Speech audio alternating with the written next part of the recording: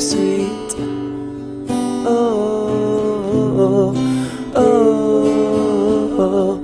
oh, oh, loving so sweet. With one more road to run, one more road to run. Don't you ever stop until your best is done. You are my hope and you are my strength. And now that you know, I've got to go. With one more sight to see, one more sight to see. Don't you know you'll always have a place in me? This is our day, and you are my way. And now that you know. Okay, my name is Morris John. I grew up in redemption shops all my life. My name is Leroy Jack. My name is Kimran Rangi, better known as Kim. I'm the son of a legendary footballer, Babwe. Live cross over this one. I'm living in Sharp for 25 years now. My name is Carl Wickham. I'm from the North Liver village of Chomoka. Came in Sharps 1988 after the Suffolk eruption. My name is Jason Prince, also known as Central. We live in Sharps for the last 36 years. My name is Leonard Santrobas. I'm the manager and director of LA and Company Unique Upholstery, located right in Redemption Shops. My name is Clinton John. I'm from the community of Redemption Shops. I've been living in Redemption Shops from birth, so actually I'm living 39 years in Redemption Shops. This is Jadiel Foster, and I'm from the beautiful community of Redemption Shops, a community that filled with love, kindness, and very passionate about anything that they do. You know, we share religion, music, sports, etc. My name is Teacher Sandra. I born at Redemption Shops. I grew up with a girl, Redemption Shop. I'm 66 years of age. My name is Pastor Natasha James, and in the spiritual, I'm the pastor and the head of this home, St. Malachi Spiritual Baptist Church. So it was in August of 2017 where we had the incident where the bullet came through the door and exit through the window in the church while we were here. We were there at the window because we were there looking out before we go to bed. We were looking out at the window. Everybody we done service and everything.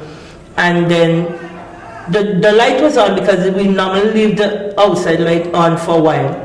And the door was open. And we closed the door because the hour was coming where the door need to close.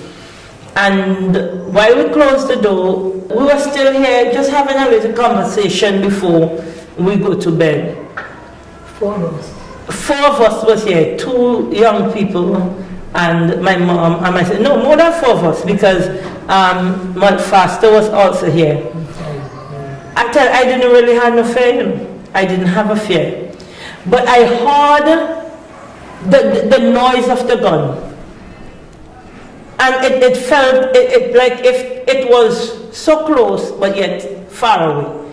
Because you know you're accustomed to hearing the gun in shops, but you're not really sure where it is coming from. And the noise was so near, but yet I was unsure of where it's coming from. Until it got closer, because what I understand, the young man would have run up on the church step because he saw the light was on. And I would say to you something, if I had heard him knock the door, I would have opened. Because I didn't even have the consciousness to know that it was bullet that was being pelted.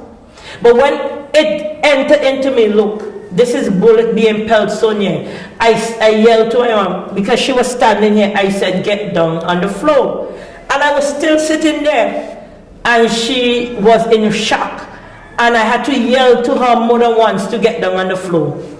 The young man, he was also in a shock. So I said to him, get down. And the moment he get down, the bullet hit the door and I came through the window. It went straight through the window there. And that is when reality really struck. That person just don't fear God. I was born here, so here's why I love.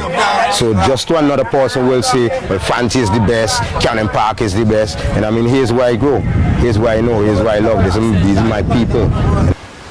Back in the day growing up, we used to basically, the community used to really be monitored and controlled by the people in the community. Meaning, well, like, back then, if I did something wrong, like I passed Miss John and then say good morning, Miss John would tell my mommy, and my mommy will whip my ass, because I was supposed to tell Miss John good morning. Back in the day when we did so, the whole park, whole day, football, right through. Now nobody playing football. So we used to always be active in the community. We sometimes we eating, we playing football more than we eating and we sleeping. But now the youth and them do them thing. But we say, I'm a youth man with the old school tradition in tire. Long time I ain't see a youth rolling tire in the community, but when marble season, everybody in Sharps play marble. Kite season, everybody flying kite. Me can't tell her I see a kite flying Sharps. Me can't tell her I see marble playing Sharps. And then it's society change up still. Rovers, it really good hard for, like we say, you tell a youth they go do them thing there. If you go tell you go play bonnets, you can say, but no, that's a girl thing. Go play wrong dodge, you can say, boy, no, that's a girl thing. Skipping, that's a girl thing, and the mentality change. We were free to roam Sharps. We were free to go from door to door, house to house. We could have even had sleepover. The generation that was before, they knew God, because the parents introduced them to God. In reeling us up, we had to say our prayers. We had to make sure we have respect for those we pass. Even if we don't know you, we could not have passed you without saying good morning. The way in which we passed, the manner we had to pass in a way, we still, even if we didn't say anything, we still, you know that you were respected in the community. As a young man rolling a roller from a bucket cover, you know, it gave me a great feeling to know that a bucket cover used for cover water or cover your food, but you're taking it now to make a roller. You know, you're feeling great that you could roll something and go down the road, control it. You know, you could take a car battery, take out the inside and make a lead. You understand? So these are the kind of natural resources we need to bring back into the society. The community was knitted. We had like a knit. So we had little brethren who used to get together and we would say like, we're screw. Today we don't have in that. Today we have in now. It reached a point where we self in Sharps is fighting against each other. And it reached a point where people who used to line together, brethren who used to sit down and talk together, eat together, drink together, call your mother my mother because that love was there. It's here no more. I like to see a change definitely, come back like how it used to be. All in the 60s, 70s, 90s was good. Was good in Sharps, Sharps is good. Yeah. And why Sharps score up is who come in. Most of these people and them come in who change it. But it's always a nice place, man. I don't see nothing wrong with Sharps. It's only people who come in. People who come in, but it's not the Sharps people. Sharps, and like they said before, is the people outside that come in and have Sharps the way it is. It's not the people that are living in the village that are coming into like this. It's the outsiders come and influence the people in the village. And I think cause the violence, again, the young generation don't really know what it is to seek God. They don't really have the values that we were taught. Maybe your parents would have been rough on you, and you would say, but I ain't doing nothing, they're just rough. But what you need to understand is that they needed to give you a push, that extra push, to get you to a place of, because sometimes you're too relaxed. And some of the youths, they're so relaxed that when they get to the stage of relaxation, they don't want to get up and walk. They don't want to get up and seek for themselves, but they want everything be handed to them. What causes the youth them for the crime is that they are straying away from the elders, and the type of music they're listening to is not conscious enough to take them away from crime. Words are powerful and it have life. So the artists who then look up to, if they say kill a man, they want to kill. You understand me? So music is a way now that influences youths to commit crime. And they look up to negative people also that can influence them to rob and kill. You understand? And then parents also don't teach them to be independent and don't watch people for they have. We had, that's long years ago, we had steel band in shops already, you know. We had a steel band in shops already. But and that was Starlift, we used to call it Starlift. We had, that was in shops, you know, that start from shops. But still, your question, I say if we had steel band pan in shops here, like how all the West community have steel band pan, you go to them going out and play steel band, you know, it will stop a lot of the violence too. But we have nothing. When you go to them come, people go and play a little pan, you know, and make themselves happy, but they're on the street. No, no, no, no, no, no, yeah, yeah. People today mixing up their truths in life, only sing the wrong, don't see what's right. Never know no past, won't know no future. For the youths and them way, like drop out of school, it's best that my encouragement is that they should find something, some trade to do, right? Because not everybody would be a clerk, a bank person, an office person. Not everybody if everybody strive for the same thing, then not everybody will get through. They use them today now. Technology have come in, so they only know natural resources. You understand? And the people them back then, no technology was there to humbug them. I would be a fool if I kick against technology. The Bible tells me knowledge increase. And if I fight against that, let me tell you something. If I had what I have now, I would have been even more advanced in life. With the technology that these youths have to do, they should have been better rather than killing and stealing and all this sort of thing. Technology play a vital part, and that is why a lot of people would talk about the education revolutionary. That was a perfect move by the government, but the youth did not capitalize on it very well. If they do, they would reach places, they would know how to maneuver themselves, to be professionals, to be entrepreneurs. They would use that opportunity to further their studies and even be bigger in life. And what did the technology do to the youth? How did it affect the youth in this generation that would cause them to do violence? They can't blame Facebook and all that, because people just blame the songs and all that they listen to. But before the men them were singing the songs, they were killing. It is the man mind that caused them to do messed up things. If you give me a gun loaded and I don't know how to operate a gun, I just pull it and bang, I could kill people and kill myself. So that way I see technology is too enough for the youths them. About 75% of the youths them do not use technology properly where it is for. I think it's a lot of work, eh? I think if we don't have a lot of work going on in this country, especially the Indian shops. And after the guys in them just decide, okay, they're going to take up the gun.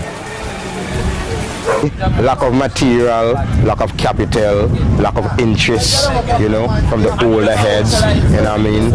And where we at, where everything is a standstill, you know what I mean?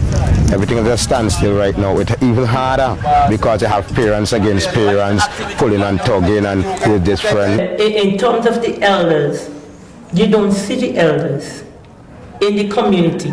You may recognize them in the house, but they don't really play a vital role no more in the community, again, because everybody seemed to have succumbed to the violence wherein, I don't want nobody to kill me. So everybody's shut in now. And nobody really wants to rebuke or to say anything to anybody no more. One factor I will mention is that parents kind of neglect the values of the youth them. We take this modern society where we stop hitting our youth, we stop instilling that old time religion in our children. We kind of allow our children to go and do basically anything. The whole issue in life is that once you bring a seed, your seed is supposed to be more productive than you. And you're supposed to teach that child or children how to reach that goal. When they reach their goal, they now will in turn try to teach their children from what you taught them. So in turn now we have what we call generation building, poverty innovating. You obviously getting rid of poverty because you teach your child to be more educated, to be more uplifting.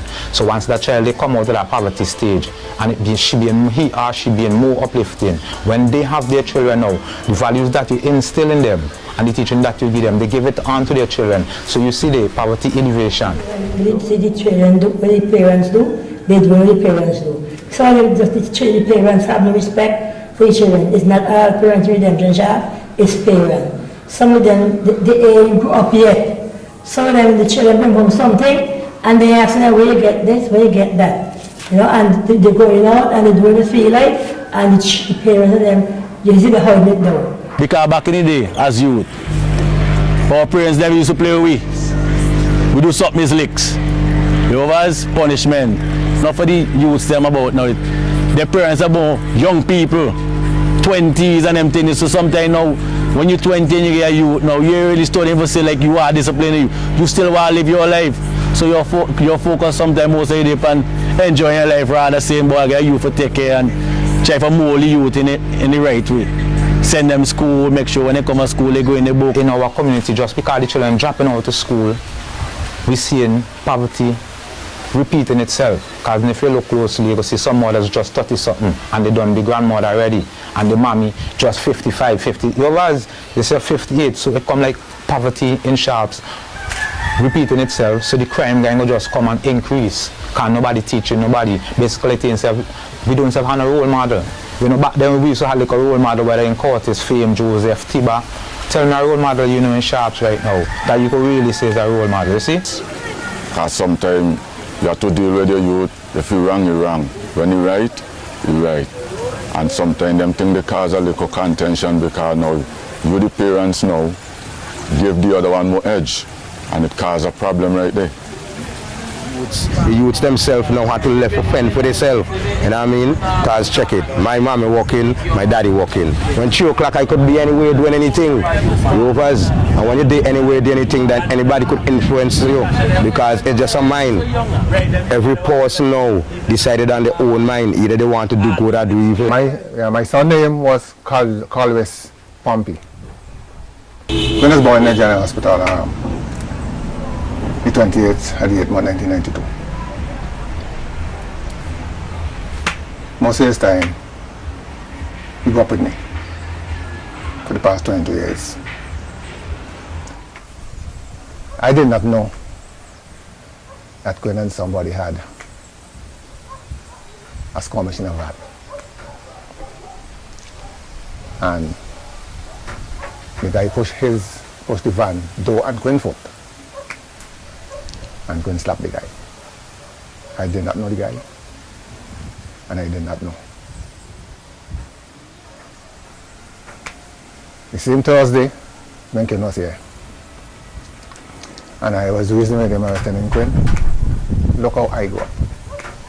I'm a cool guy. You have to be cool because really, right now we're going on in Sharps right now.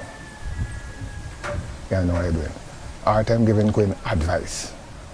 I'm a man that like to give young people advice. He's my son. All the time giving him advice. How to move. I said, Gwen, when you go out on that road, because I see people out to get you, keep your eyes. Go on the block and by that wall where you can see what's coming to you. Right? The Friday morning, I was home. I wake up with the grace of God and I was going to run some blocks. And then a guy went with some blocks, and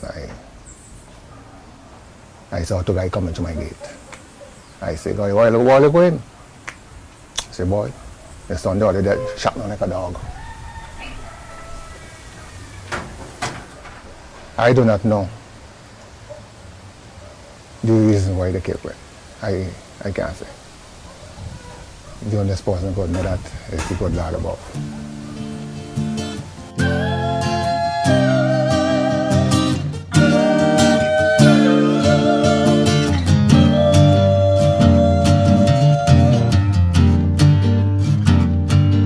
A woman hold her head and cry, 'cause her son had been shot down in the street and died from a stray, a bullet, a bullet. A woman hold her head and cry, explaining to her was a passerby.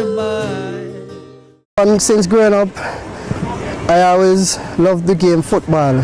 Football is a game that I love with a passion that nothing could change my mind from football.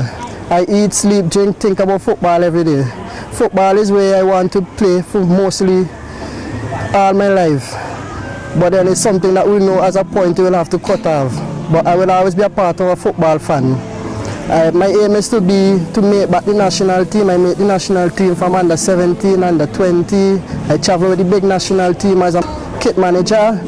I would like to reach as the semi-pro and the highest pro in football, by God's grace.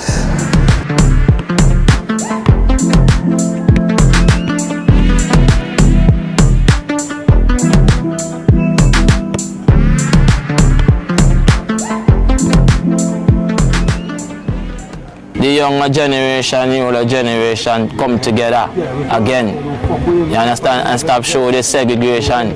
You're not elders talking to elders and not youths talking to youths. Because the elders, them have to teach me their history also.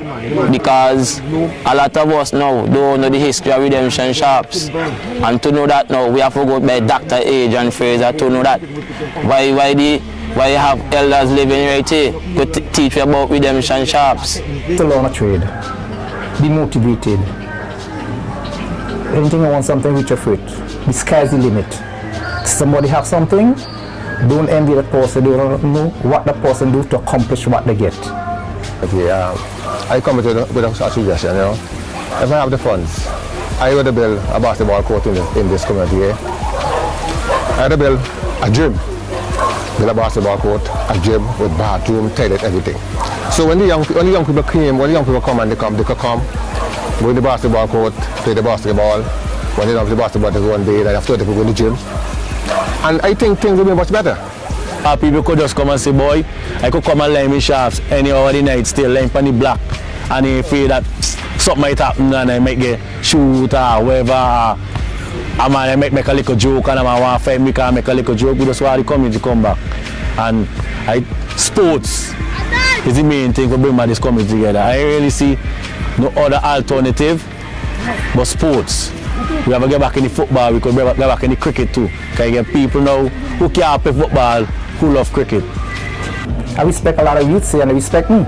I show them respect and they show me respect too. So if the older ones show the younger one respect, we got a better community. I would plead that we bring back we ask to listen to the older heads, those who have experience, those who know, like my mom, those who would know how shops was and what it really is to grow up in a loving community that is surrounded with, security, that everybody look out for each other. If we could have more community spirit, more community togetherness, we can build a great impact on youths and less the crime in our community.